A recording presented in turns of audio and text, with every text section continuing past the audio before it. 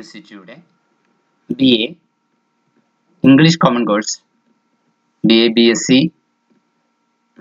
Spirit of the times എന്ന പുസ്തകത്തിന്റെ unit 5 7 wonders എന്ന ഒരു ശാസ്ത്രലേഖനമാണ്. ഈ ശാസ്ത്രലേഖനം എഴുതിയിരിക്കുന്നത് ലെവിസ് തോമസ് എന്ന ഒരു അമേരിക്കൻ ഡോക്ടറാണ്. അദ്ദേഹത്തെക്കുറിച്ച് ഒരു ഇൻട്രൊഡക്ഷൻ നമുക്ക് പഠിക്കാം. Lewis Thomas is a famous American doctor and science writer. The Lives of a Cell, his first book, became an immediate bestseller. ഒരു കോശത്തിന്റെ ജീവിതം അദ്ദേഹത്തിന്റെ ആദ്യത്തെ പുസ്തകമാണ്. ഒത്തിരി കോപ്പികൾ വിറ്റഴിഞ്ഞു പോയ പുസ്തകമാണ്. സിൻസ് ദെൻ, അത് മുതൽ പിന്നീട് he has published a number of very popular books dealing with science and nature. ശാസ്ത്രം, പ്രകൃതി എന്നീ വിഷയങ്ങൾ കൈകാര്യം ചെയ്യുന്ന ഒത്തിരി പുസ്തകങ്ങൾ അദ്ദേഹം പ്രസിദ്ധീകരിച്ചു. 7 Wonders reveals Lewis Thomas at his best. Lewis Thomas അദ്ദേഹത്തിന്റെ കഴിവിന്റെ പരമാവധി നന്നായി തിളങ്ങിയിരിക്കുന്നത് ഈ ലേഖനത്തിൽ നമുക്ക് കാണാം. He says that the time has come to reassess our concept of 7 wonders of the world. ലോകത്തിലെ സപ്താത്ഭുതങ്ങളെ പുനർനിർവചിക്കേണ്ട സമയം എത്തിക്കഴിഞ്ഞുവെന്ന് അദ്ദേഹം പറയുന്നു.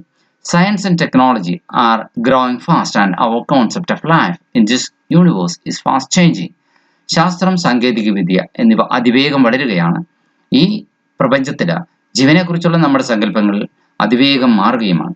The author makes a list of 7 wonderful things in the current world.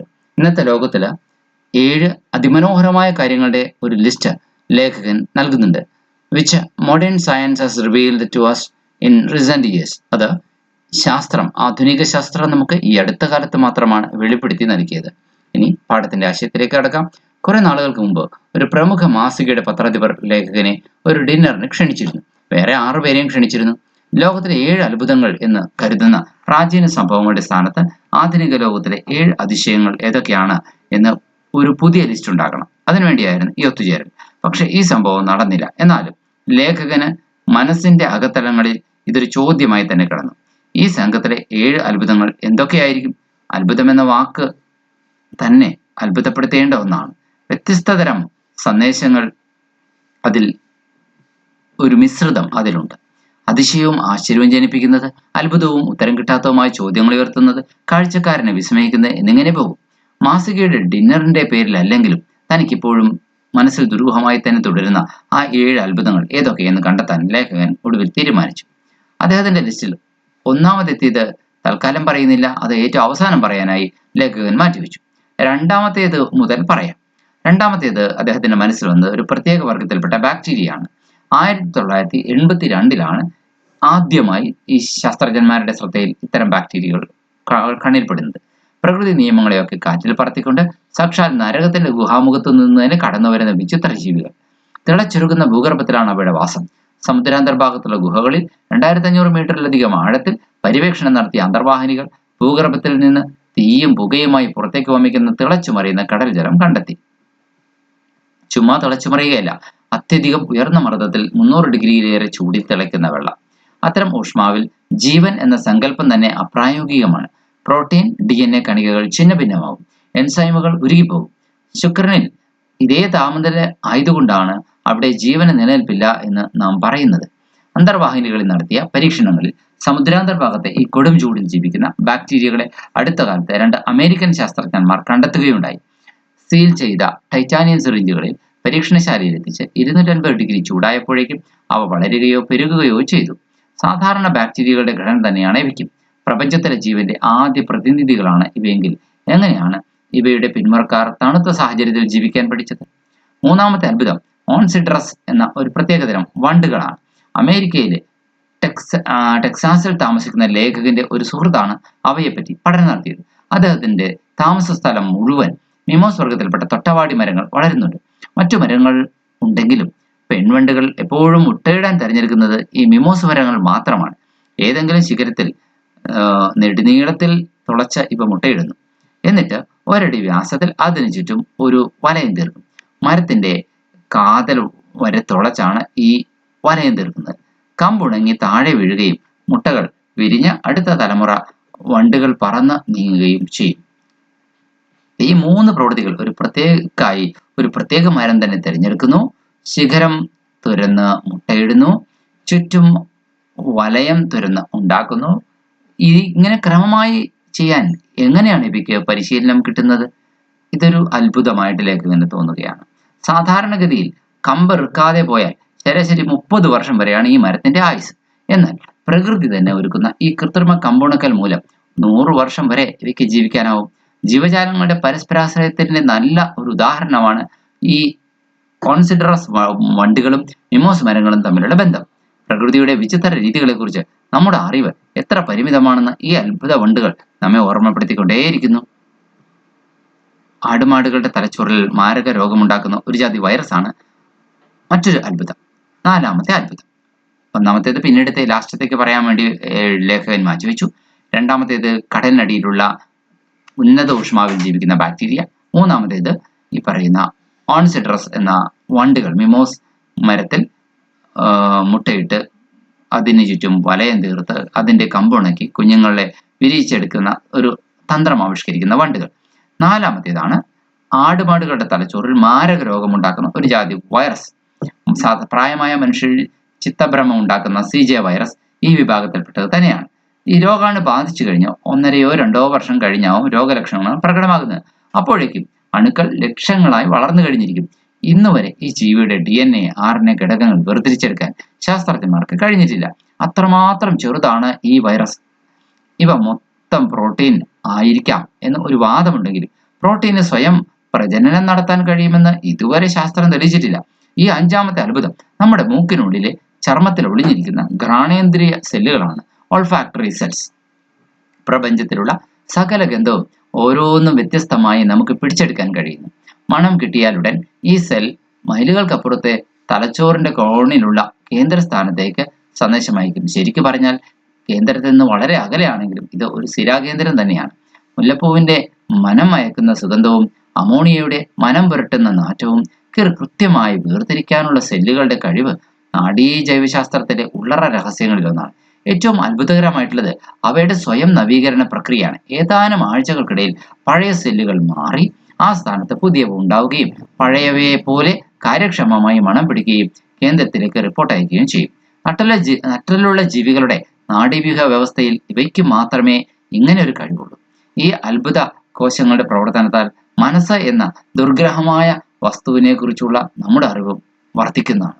മനുഷ്യന്റെ ഘ്രാണേന്ദ്രിയത്തിനുള്ളിലെ ഈ കോശങ്ങളെ കുറിച്ചാണ് പറയുന്നത്. ഇനി പട്ടികയിലെ 6ാമത്തെ അത്ഭുതവും ചെറിയ ഒരു ജീവി തന്നെയാണ്. മറ്റൊന്നുമല്ല, അത് ചിതൽ, ടെർമൈറ്റ്സ്. ഒറ്റയ്ക്കെടുത്താൽ ഒരു ചിതൽ ഒരു അത്ഭുതമല്ല. പക്ഷേ 2 - 3 ചിതലുകളെ ഒരു പാത്രത്തിൽ വെച്ചാലും കാര്യമൊന്നുമില്ല. പക്ഷെ ഒരു വലിയ കൂട്ടം കൂടുമ്പോഴാണ് അതിശയങ്ങൾ കടന്നു വരുന്നത്. ഏതോ അസാധാരണ സന്ദേശം ലഭിച്ച മാതിരി അവ സംഘം ചേർന്ന് കൃത്യമായ ഉയരത്തിലും നിർമ്മാണ രംഗത്ത് ഇറങ്ങും. ഉയരത്തിലും വലിപ്പത്തിലുമുള്ള നിർമ്മാണം.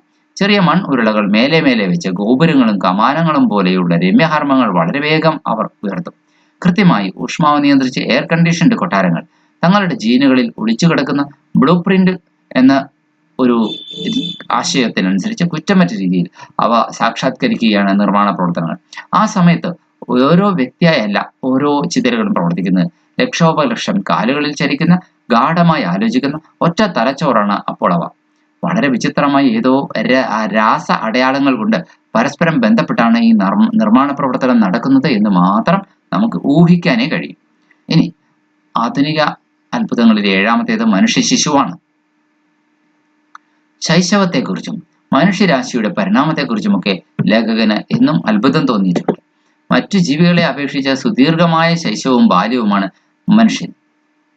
ബലഹീനതയുടെയും പ്രതിരോധമില്ലായ്മയുടെയും ഒക്കെ ഈ നീണ്ട കാലത്ത് എത്രമാത്രം ഊർജമാണ് നമ്മുടെ ശരീരം നിർലോഭം ചെലവഴിക്കുന്നത്.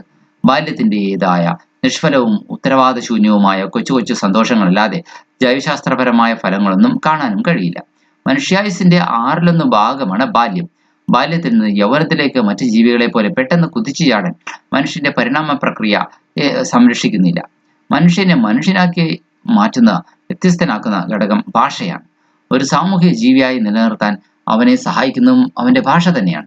സമൂഹമായി ജീവിക്കുന്ന മറ്റു ജീവികളെക്കാൾ കൂടുതൽ അന്യോന്യം ആശ്രയിച്ചും ബന്ധപ്പെട്ടുമാണ് മനുഷ്യർ ജീവിക്കുന്നത്. കുട്ടികൾ ബാല്യത്തിൽ ചെയ്യുന്നത് അതാണ്. ഭാഷയ്ക്ക് വേണ്ടിയാണ് ബാല്യം. മനുഷ്യ ശിശുവിന്റെ അത്ര അത്ഭുതകരമല്ലെങ്കിലും ഏതാണ്ട് അതേ രൂപത്തിലുള്ള മറ്റൊരു ജീവിയുണ്ട്. അത് മനുഷ്യർ തന്നെയാണ്. സംഘം ചേർന്ന മനുഷ്യർ, ആൾക്കൂട്ടം, കുടുംബം, സൗഹൃദ വലയം, ചില കമ്മിറ്റികളിലെ എന്നിങ്ങനെ ചെറിയ കൂട്ടങ്ങളാകുമ്പോൾ അന്യോന്യം എങ്ങനെ സഹായിക്കാം എന്ന് നമുക്കറിയാം. അത് നമ്മുടെ രക്തത്തിൽ അലിഞ്ഞു ചേർന്നതാണ്.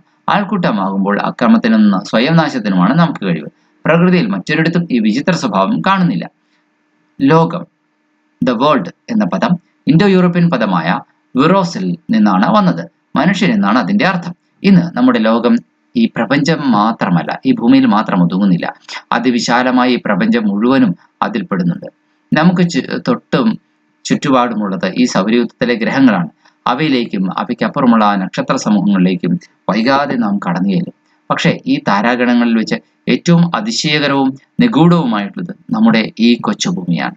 അതിന് കിടനിൽക്കാൻ മറ്റൊന്നില്ല. അതൊരു ജൈവ വ്യവസ്ഥയാണ്.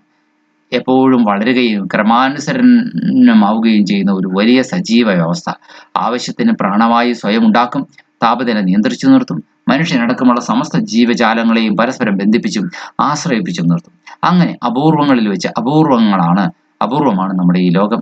വരാനിരിക്കുന്ന സഹസ്രാബ്ദത്തിലെ പ്രപഞ്ചങ്ങളിലൂടെ നമ്മെ ജാഗരൂകരും ആഹ്ലാദവന്മാരുമാക്കാൻ ഈ ഭൂമിക്ക് കഴിയും. പ്രകൃതിയുടെ സമതുലിതാവസ്ഥയിൽ ഇടപെടാതിരിക്കാനും നശിപ്പിക്കാതിരിക്കാനും നാം പഠിച്ചിരിക്കണം എന്ന് മാത്രം.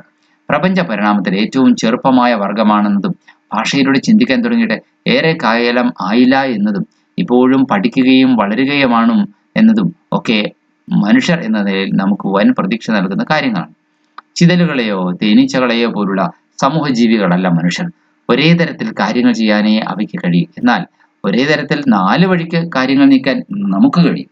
കർമ്മനിരതമായ മനസ്സിന് എപ്പോഴും പുതിയ കൗതുകങ്ങൾ സൃഷ്ടിക്കാനും കഴിയും. ഒരു വർഗം എന്ന നിലയിൽ മനുഷ്യരാശിക്ക് തീരെ ചെറുപ്പമാണ്.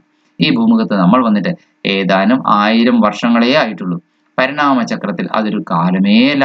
എന്നാലും ചുരുങ്ങിയ കാലം കൊണ്ട് വാസയോഗ്യമായ ഭൂമി മുഴുവൻ നാം വെട്ടിവെളിപ്പിച്ചു. മറ്റ് ജീവജാലങ്ങളെ നാം അവശേഷമാക്കി. ഇപ്പോൾ സ്വന്തം നിലനിൽപ്പ് തന്നെ ഭീഷണിയിലുമായി. ജീവിക്കാനുള്ളതെല്ലാം നമുക്ക് ഈ ലോകത്തിനുണ്ട്. പക്ഷേ നമ്മുടെ മണിക്കൂറുകൾ എണ്ണപ്പെടുകയാണ്. സമയം തെറ്റിയാണ് നമ്മുടെ ഓട്ടം. അങ്ങനെ അല്പകാലത്തേക്ക് മാത്രമുള്ള ഒരു അത്ഭുതമാണ് മനുഷ്യൻ എന്ന് പറയാം. അവസാനമായി ഈ പട്ടികയിലെ 1-ാം സ്ഥാനത്തെ അത്ഭുതം, ആധുനിക ലോകത്തെ ഏറ്റവും വലിയ അത്ഭുതം എന്താണെന്ന് നോക്കാം. അത് പറയുന്നതിന് മുമ്പ് ഈ ശാസ്ത്രയുഗത്തിൽ, ഈ സയന്റിഫിക് ഏറയിൽ നാം പലവട്ടം ചർച്ച ചെയ്തിട്ടുള്ളതുപോലെ ലോകം, ദ വേൾഡ് എന്ന പദം ഒരിക്കൽ കൂടി പുനർനിർവചിക്കേണ്ടി വരും. ദ വേൾഡ് എന്ന പദം ഇൻഡോ യൂറോപ്യൻ പദമായ വിറോസിൽ നിന്നാണ് വന്നത്. മനുഷ്യൻ എന്നാണ് അതിന്റെ അർത്ഥം. ഇന്ന് നമ്മുടെ ലോകം ഭൂമിയിൽ മാത്രം ഒതുങ്ങുന്നില്ല. അതിവിശാലമായി ഈ പ്രപഞ്ചം മുഴുവനും അതിൽപ്പെടും. നമുക്ക് തൊട്ട് ചുറ്റുമുള്ളത് ഈ സൗരയൂഥത്തിലെ ഗ്രഹങ്ങളാണ്. അവയിലേക്കും അവയ്ക്കപ്പുറമുള്ള നക്ഷത്ര സമൂഹങ്ങളിലേക്കും വൈകാതെ നാം കടന്നു ചെല്ലും. പക്ഷേ ഈ താരാഗണങ്ങളിൽ വെച്ച് ഏറ്റവും അതിശയകരവും നിഗൂഢമായതും നമ്മുടെ ഈ കൊച്ചുഭൂമിയാണ്. അതിന് കിടനിൽക്കാൻ മറ്റൊന്നില്ല. എന്തായാലും പ്രപഞ്ച പരിണാമത്തിൽ ഏറ്റവും ചെറുപ്പമായ വർഗമാണെങ്കിലും ഭാഷയിലൂടെ ചിന്തിക്കാൻ തുടങ്ങിയിട്ട് ഏറെ കാലമായില്ല നാം. അതുകൊണ്ട് മനുഷ്യന് ഇനിയും ഒരുപാട് പഠിക്കാൻ കഴിയും എന്ന പ്രതീക്ഷ നൽകുന്ന കാര്യങ്ങൾ തുടർന്ന് പറയുന്നു. ചോദ്യോത്തരങ്ങളാണ് അടുത്ത ഭാഗത്ത്. ഒന്നാമത്തെ ചോദ്യം ഇങ്ങനെ: read the except and answer the questions given below. 6th on my list is, എൻ്റെ ലിസ്റ്റിൽ 6ാമത്തേത് എന്ന് പറഞ്ഞു തുടങ്ങിയിട്ട് ചിതലുകളെ കുറിച്ചാണ് പറയുക. കെമിക്കൽ സിഗ്നലുകൾ എന്ന ഭാഗം വരെ അവസാനിക്കുന്നുണ്ട്. നമുക്ക് അത് എങ്ങനെയാണ് അതിൻ്റെ ഉത്തരം നോക്കാം. ചോദ്യം ABCD എന്നിങ്ങനെ ഓപ്ഷൻസ് ആയിട്ട് ചോദ്യങ്ങളായിട്ട് തരും. അതിന് ഓരോന്നിനും ഉത്തരം പറയണം. What according to Lewis is the 6th wonder? Lewis തോമസിന്റെ അഭിപ്രായത്തിൽ 6ാമത്തെ അത്ഭുതം എന്താണ്? The 6th wonder in Lewis list is an insect. ഒരു പ്രാണിയാണ്.